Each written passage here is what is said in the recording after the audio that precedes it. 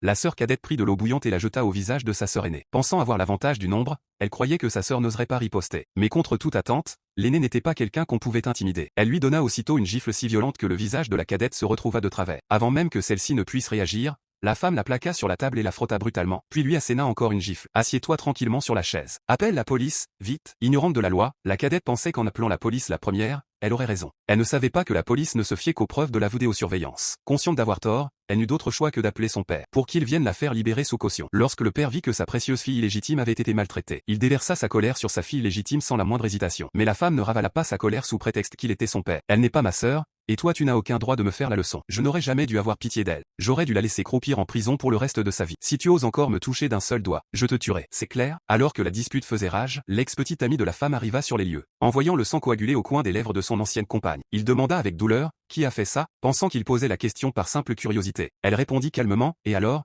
même si tu le sais, mais l'ex-petite amie déclara avec autorité. Je vais te rendre les coups. En réalité, 3 ans plus tôt, l'homme voulait déjà frapper le père à sa place, car ce dernier avait causé la mort de la mère de la femme. Pour venger sa mère, elle avait été contrainte de blesser ce père au visage d'homme mais au cœur de bête, ce qui l'avait conduite à passer 3 ans en prison et à se séparer de son petit ami. Aujourd'hui, les anciennes et nouvelles rancunes se règlent ensemble. Si tu veux me menacer, contacte-moi directement. Je suis avocat, et pas n'importe lequel, un grand avocat.